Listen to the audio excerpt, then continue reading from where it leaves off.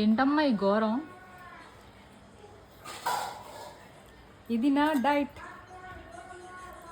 వామ్మో అమ్మ, ఏది నువ్వు ఇదేమో ఇదేమో ఇవి శనగలు ఇవన్నీ మాట, శనపలుకులు. ఇదేమో ఫ్రూట్ జాంకాయ.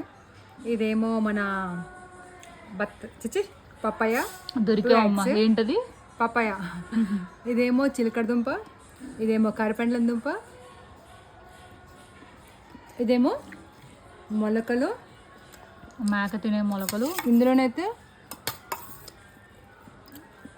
గుమ్మిడి గింజలు, తర్వాత బాదం పిస్తా వేసాను.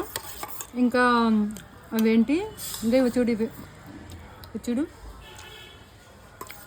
Flex seeds. అమ్మా దీని దగ్గర మట్టేసాం అనుకో మొక్కలు పెరిగిపోతుంది తెలుసా? ఏంటి ఇవి తింటే రేపు నా తల మీద మొక్కలు వచ్చేస్తున్నావా?